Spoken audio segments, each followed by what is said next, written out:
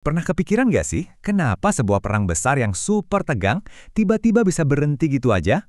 Atau kenapa ada negara yang mau repot-repot nolongin negara lain, bahkan sampai ngorbanin kepentingannya sendiri? Nah, hari ini kita bakal coba pakai sebuah kacamata baru dalam hubungan internasional yang bisa bantu jawab itu semua. Namanya konstruktivisme. Siap-siap ya, karena cara Anda memandang dunia mungkin aja bakal berubah total setelah ini. Oke, kita mulai dari sebuah teka-teki raksasa di akhir abad ke-20, yaitu berakhirnya Perang Dingin. Sebuah peristiwa yang jujur aja hampir nggak ada yang bisa meramalkannya. Pertanyaan ini nih yang bikin para ahli garuk-garuk kepala. Teori-teori yang dominan saat itu, yang fokusnya cuma kekuatan militer dan ekonomi, seolah-olah buntu. Loh, kok bisa? Gimana ceritanya dunia yang tadinya terbelah dua, tegang banget, di ambang perang nuklir, tiba-tiba bisa berakhir dengan damai? Menurut hitung-hitungan mereka, ini sama sekali nggak masuk akal. Coba deh kita lihat perbedaannya. Teori-teori kayak neorealisme itu prediksinya jelas. Dunia bakal tetap terbelah dua antara Amerika Serikat dan Uni Soviet, dan suasananya bakal terus tegang. Tapi kenyataannya gimana? Jeng-jeng, Uni Soviet malah bubar, dan semuanya berakhir damai. Prediksi mereka meleset, jauh banget. Nah, dari kebingungan inilah muncul sebuah pertanyaan yang mengubah segalanya. Gimana kalau kuncinya selama ini bukan cuma soal jumlah tank, rudal, atau uang?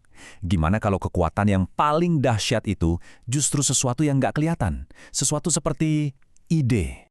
Dan disinilah konstruktivisme akhirnya naik panggung di dunia hubungan internasional, sekitar tahun 80-an dan 90-an. Pendekatan ini datang bawa tawaran yang benar-benar seger. Ide itu bisa mengubah dunia. Intinya tuh gini. Konstruktivisme sosial bilang kalau dunia politik global itu dibangun oleh kita, bukan sesuatu yang kita temukan begitu saja. Coba bayangin aturan main sepak bola deh. Aturan itu kan nggak ada dengan sendirinya di alam kan? Aturan itu ada karena kita semua, para pemain dan penonton, setuju dan sepakat. Nah, politik dunia juga kurang lebih kayak gitu. Yang penting bukan cuma kekuatan fisik sebuah negara, tapi aturan main tak tertulis yang kita semua percayai, kayak ide-ide, norma, dan identitas.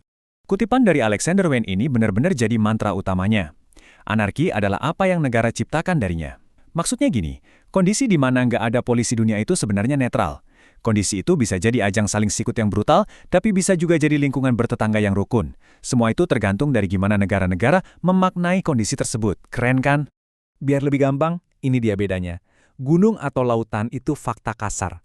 Mau kita percaya atau enggak, mereka tetap ada. Tapi uang kertas itu kan aslinya cuma secari kertas. Kenapa dia berharga? Ya karena kita semua sepakat bahwa kertas itu berharga. Itulah yang disebut fakta sosial. Nah, dunia politik internasional itu penuh banget sama fakta sosial. Kedaulatan, perbatasan, hak asasi manusia. Semua itu ada dan punya kekuatan karena kita bersama-sama meyakininya. Oke, jadi apa aja sih komponen-komponen utama yang membangun cara pandang ini? Yuk kita bedah satu persatu. Konstruktivisme itu berdiri di atas 4 pilar utama yang saling berhubungan. Kayak mata rantai yang nggak bisa dipisahin.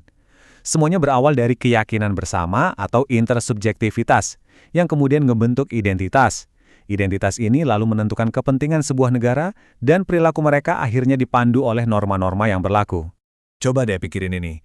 500 rudal nuklir yang dimiliki Inggris nggak bikin Amerika Serikat panik. Tapi 5 rudal nuklir aja milik Korea Utara, wah itu bisa bikin seluruh dunia tegang. Kenapa bisa gitu? Padahal objek materialnya sama, rudal nuklir. Jawabannya adalah karena makna yang kita berikan pada rudal itu berbeda. Keyakinan kita bersama tentang Inggris sebagai teman dan Korea Utara sebagai ancaman itu yang paling penting. Itulah kekuatan keyakinan bersama. Menurut konstruktivisme, identitas dan kepentingan negara itu nggak kaku, nggak abadi. Mereka dibentuk dan bisa berubah lewat interaksi. Contohnya Jerman. Dulu identitasnya adalah agresor militer. Sekarang identitasnya berubah jadi motor penggerak ekonomi Eropa yang damai. Nah, identitas baru ini tentu mengubah total apa yang jadi kepentingan mereka di panggung dunia. Mereka nggak ditakdirkan untuk selamanya berperilaku sama. Nah, norma ini ibarat sopan santun dalam pergaulan internasional. Ini adalah ekspektasi kolektif tentang perilaku yang pantas. Misalnya, ada norma yang kuat bahwa negara berdaulat nggak boleh seenaknya menyerang negara lain. Ada juga norma soal hak asasi manusia.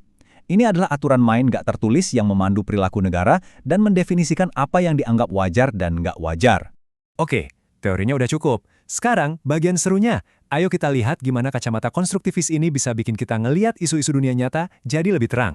Dengan fokus pada ide, konstruktivisme bisa menjelaskan banyak hal yang bikin teori lain bingung. Misalnya, kenapa sih sekarang ada konsep tanggung jawab untuk melindungi atau R2P? Ini kan ide baru yang bilang kalau kedaulatan negara itu nggak absolut. Kalau ada pemerintah yang jahat ke rakyatnya sendiri, dunia internasional punya tanggung jawab untuk intervensi. Ini kan murni kekuatan ide. Atau lihat deh Uni Eropa. Perang antara Jerman dan Perancis sekarang jadi sesuatu yang tidak terpikirkan. Kenapa? Bukan karena perimbangan militer, tapi karena identitas bersama sebagai orang Eropa sudah terbangun. Jadi, poin kuncinya di sini adalah perubahan besar di dunia nggak selalu karena pergeseran kekuatan militer. Seringkali, itu terjadi karena adanya pergeseran keyakinan kita bersama tentang apa yang benar, apa yang adil, dan apa yang pantas. Sebuah ide baru yang menyebar bisa lebih kuat daripada ribuan tank. Nah, ini membawa kita ke implikasi paling dahsyat dari konstruktivisme. Sesuatu yang bakal bikin kita semua mikir ulang posisi kita di dunia ini. Kutipan ini benar-benar dalam. Dunia ini, menurut konstruktivisme, bukanlah sebuah panggung yang udah jadi yang tinggal kita mainkan perannya. Bukan. Dunia ini adalah sebuah proyek yang terus-menerus dalam proses pembangunan. Dunia ini sedang menjadi, bukan sudah ada. Kalau begitu, teori ini nggak cuma sekedar menjelaskan dunia. Teori ini juga memberdayakan kita. Artinya, ide-ide yang kita pegang, yang kita diskusikan, dan yang kita perjuangkan, itu punya kekuatan nyata untuk membentuk masa depan. Jadi, pertanyaan terakhir bukan untuk para ahli, tapi untuk kita semua. Kalau dunia ini memang ciptaan kita bersama, dunia seperti apa yang ingin kita bangun selanjutnya?